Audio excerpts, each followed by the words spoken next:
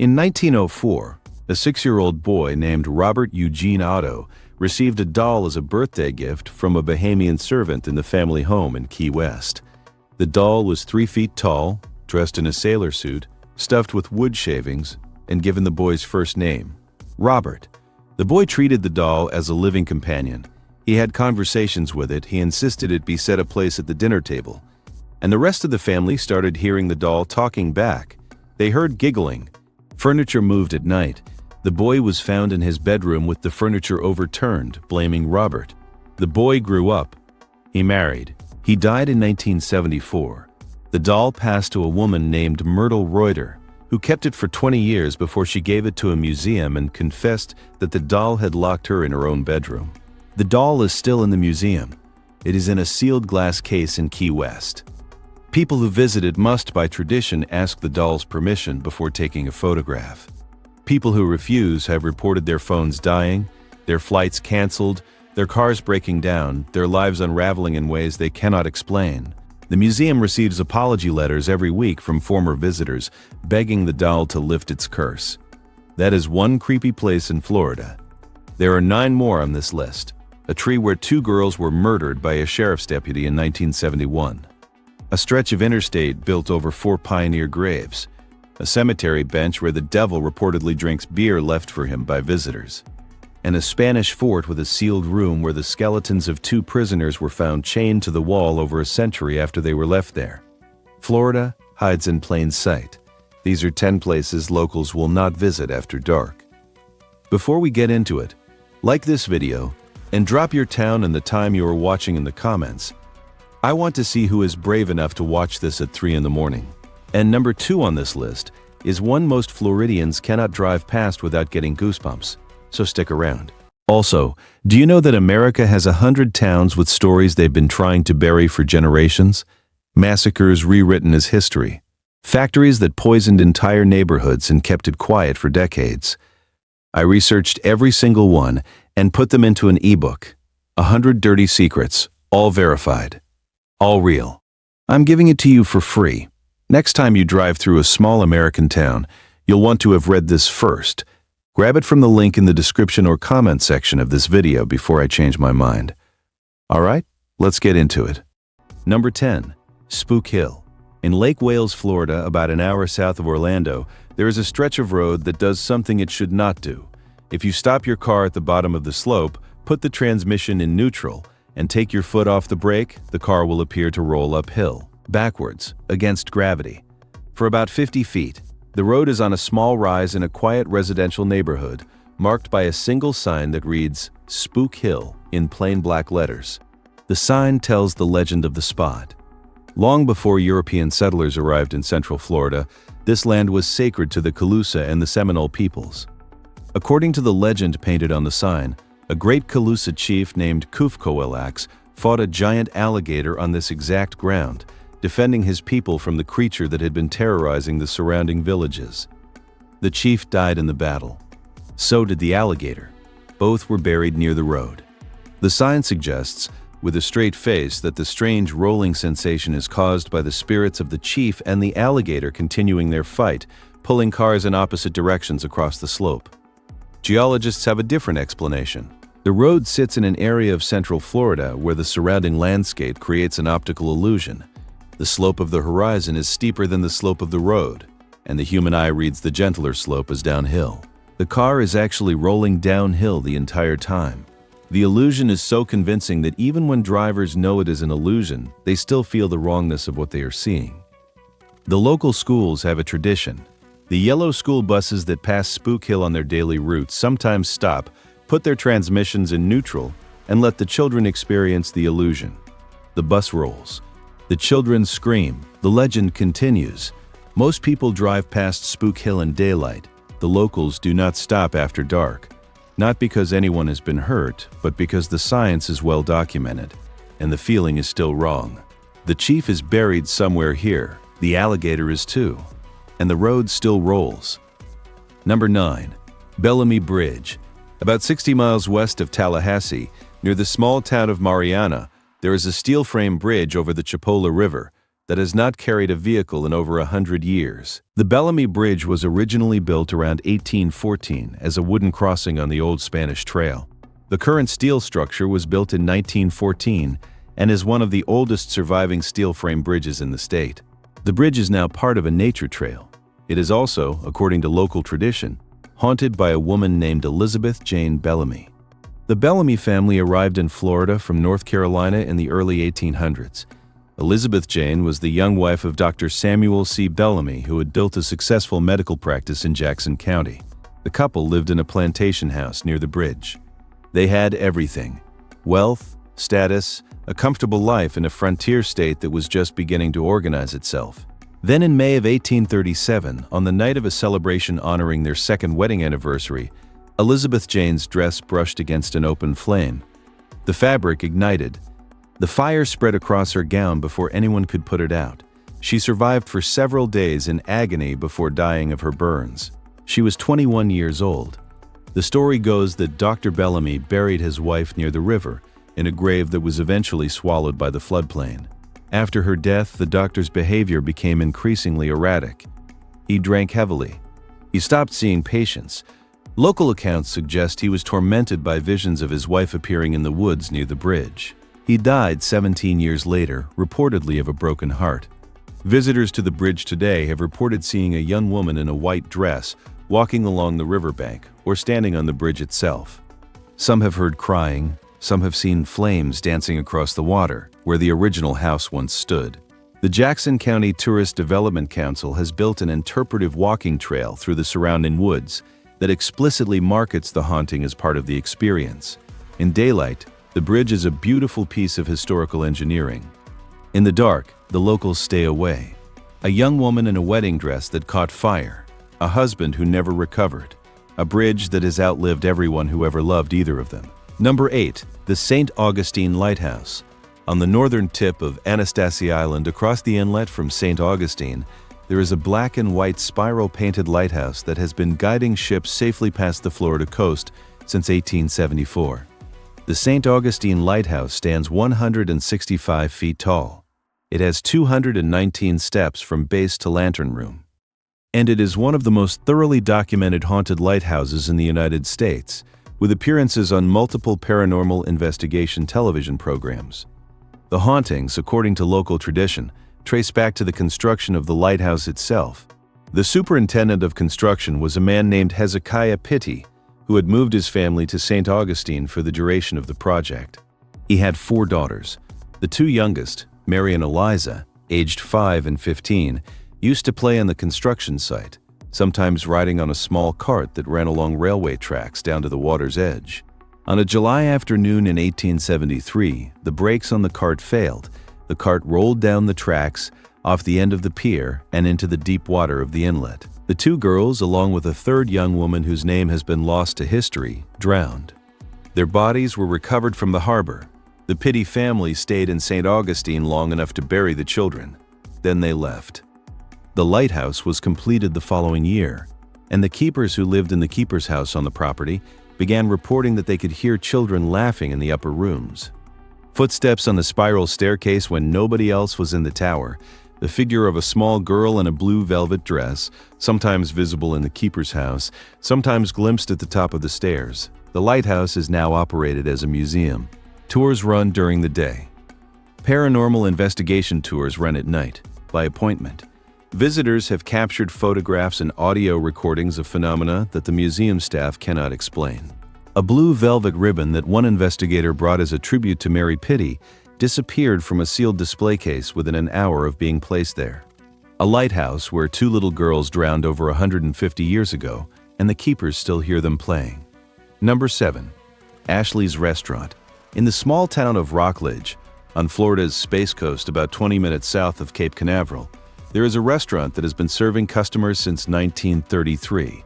Ashley's of Rockledge is a Tudor-style building with dark wood paneling, leaded glass windows, and the kind of authentic mid-century atmosphere that no modern restaurant can manufacture. The food is good, the atmosphere is better, and the bathrooms are reportedly haunted by a young woman named Ethel Allen. Ethel was 19 years old in 1934 when she walked into what was then called Jack's Tavern and never walked out. According to the police reports of the era, Ethel had been seen drinking at the bar that night with an unknown man. She left with him. Her body was found 3 days later on the bank of the Indian River, about 30 miles south of Rockledge. She had been beaten to death. The case was never solved. The man she left with was never identified. In the decades that followed, the staff at the restaurant began reporting strange events. Plates would fall off shelves with no one near them. Glasses on the bar would tip over by themselves. The lights in the upstairs ladies' room would flicker, sometimes for no apparent reason. Customers using the ladies' room reported feeling a presence in the stall next to them, or feeling a hand on their shoulder or hearing a young woman's voice say her name. Ethel. The restaurant's official position on the haunting is open and even welcoming. The staff has a casual relationship with whatever Ethel has become. They leave a place for her at the bar. They share stories with regulars. Paranormal investigators have visited multiple times and have come away convinced that something specific is happening in the building, particularly upstairs. What makes Ashley's distinctly unsettling is the layering.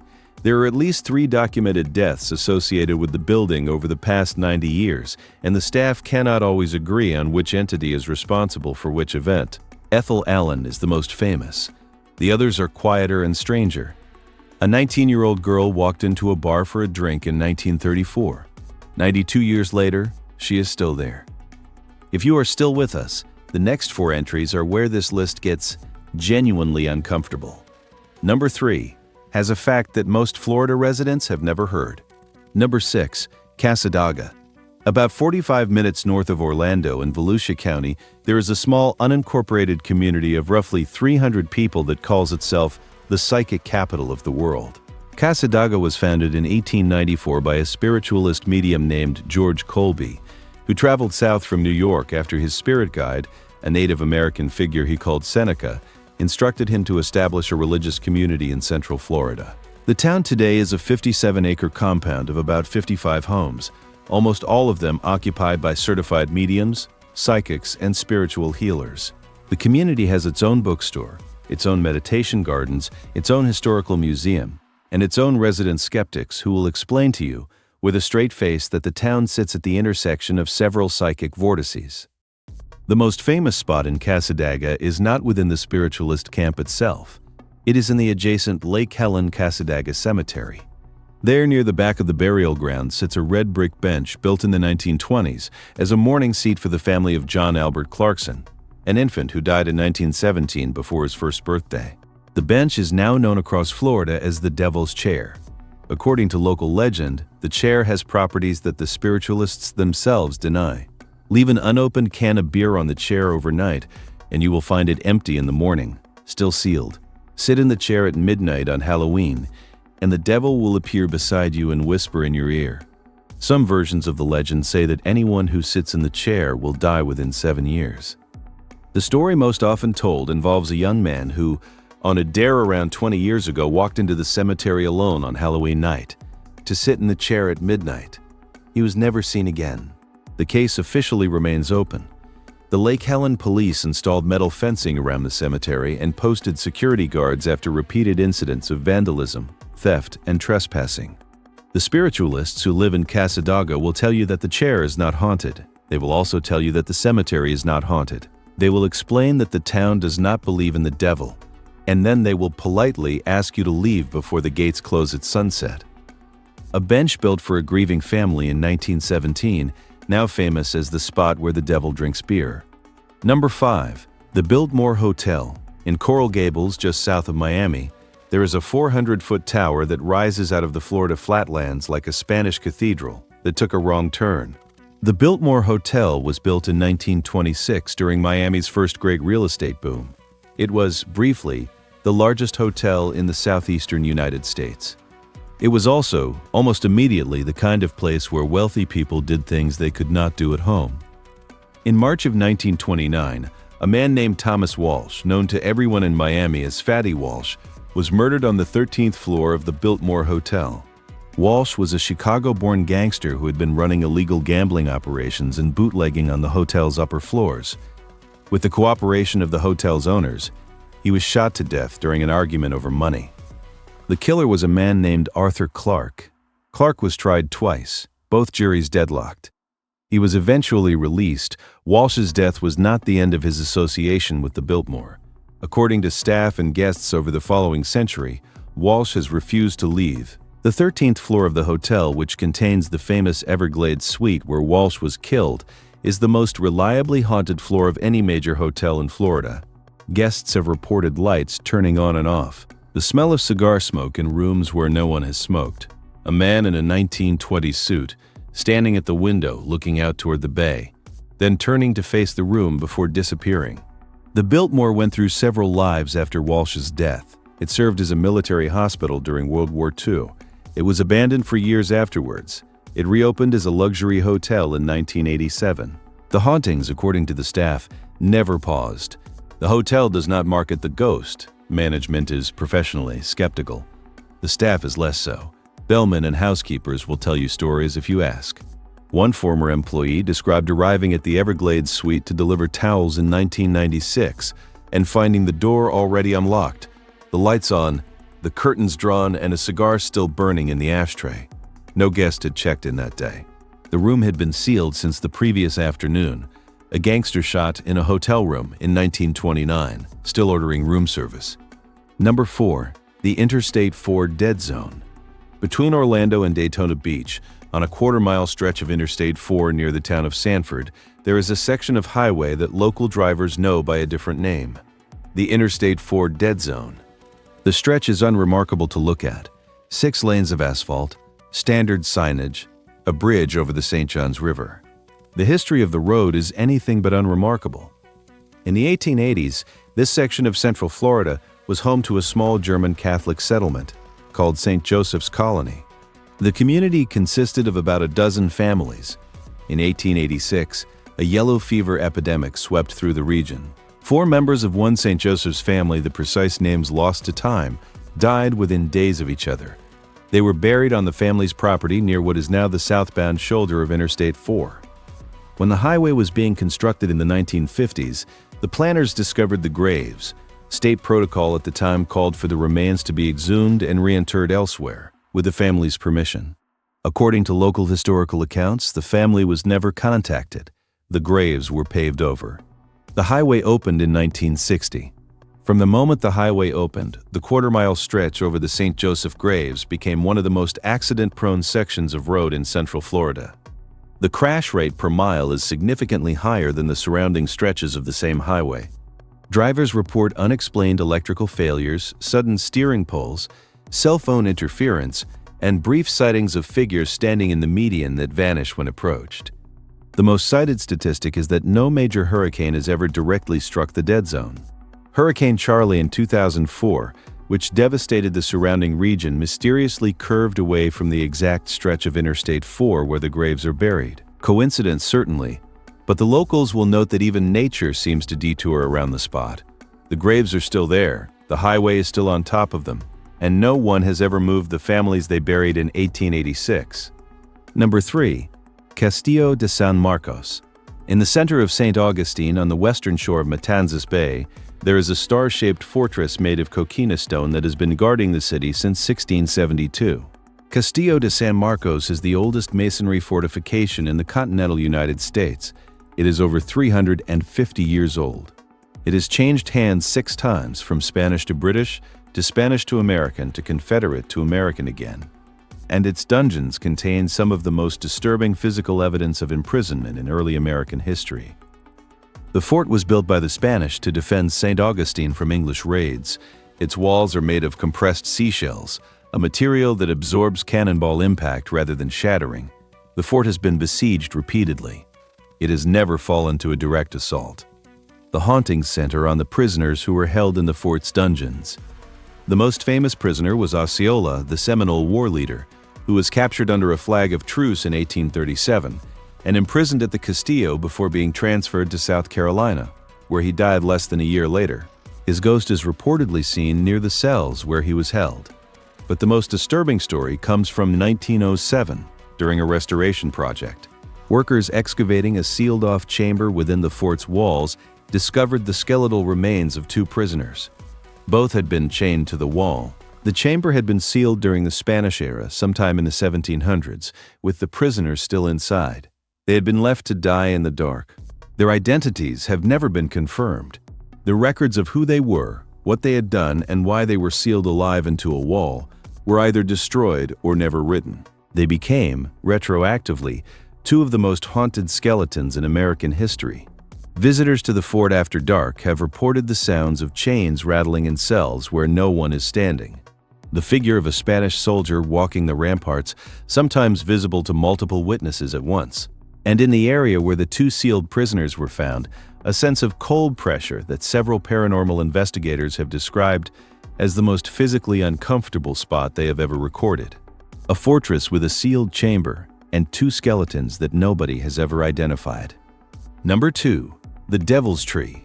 In Port St. Lucie, about an hour north of West Palm Beach, in a quiet city park called Oak Hammock Park, there is a single live oak tree on a dirt trail behind the playground. The tree is about 150 years old. It is gnarled, distinctive, and isolated. The park closes at dusk and posts security after dark. The tree has been the subject of failed cutting attempts, failed burning attempts, and a level of folkloric attention that has made it one of the most photographed individual trees in the state. The reason is a man named Gerard John Schaefer. In the early 1970s, Schaefer was a deputy sheriff in Martin County, Florida. He had previously worked as a police officer near Fort Lauderdale. He was, by every external measure, a respected member of law enforcement. He was also, behind that uniform, a serial killer. On January 8, 1971, Schaefer picked up two teenage hitchhikers named Colette Goodenough and Barbara Ann Wilcox. He drove them to an isolated property in what is now Oak Hammock Park, where an abandoned house then stood next to a large oak tree. He bound them to the tree. He tortured them. He killed them.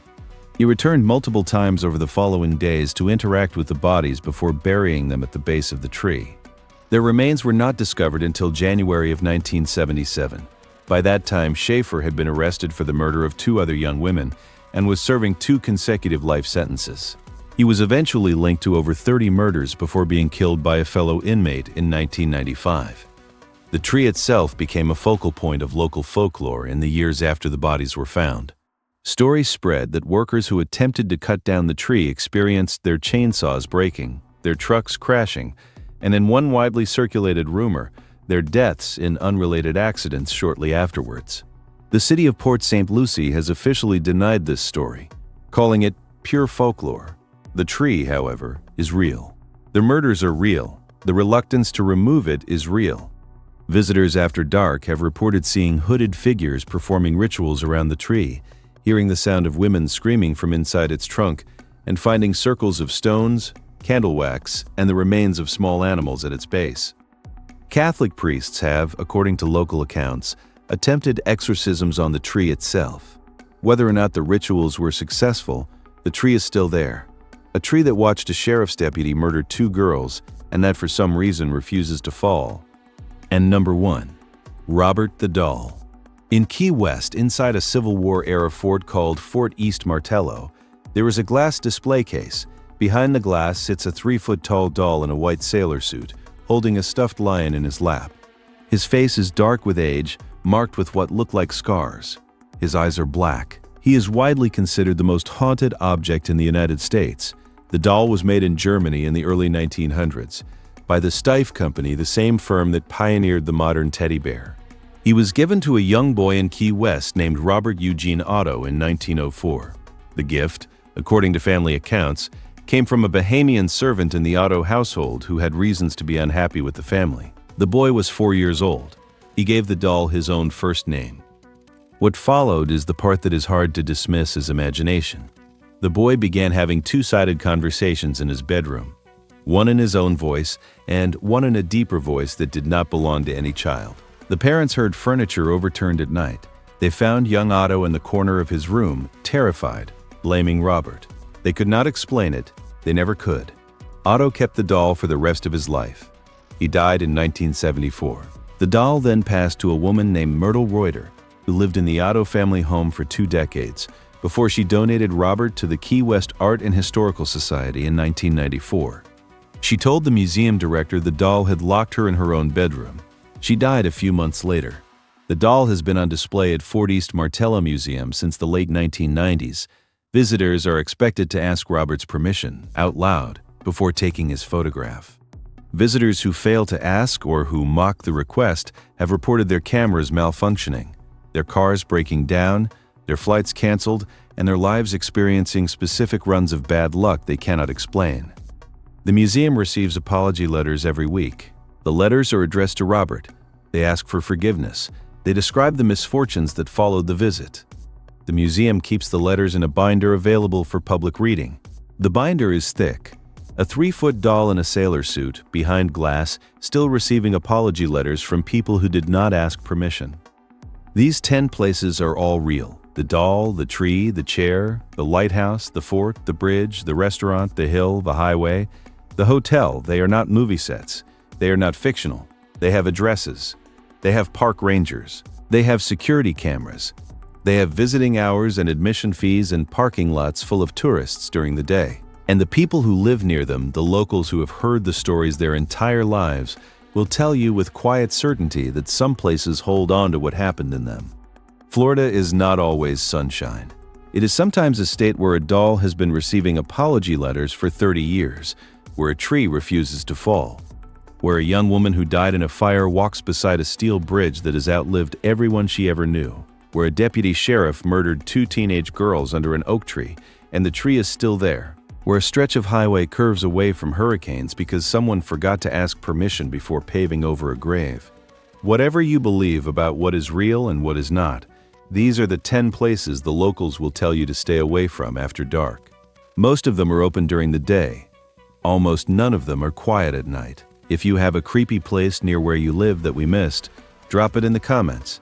And if you made it this far, subscribing takes 1 second, and it helps us keep finding the stories nobody else is telling. Thanks for watching. If you enjoyed this video and want to help me keep creating more like this, you can buy me a coffee. It's just a small way to show your support, but it means the world to me. The link's in the description. Thank you for keeping these stories alive.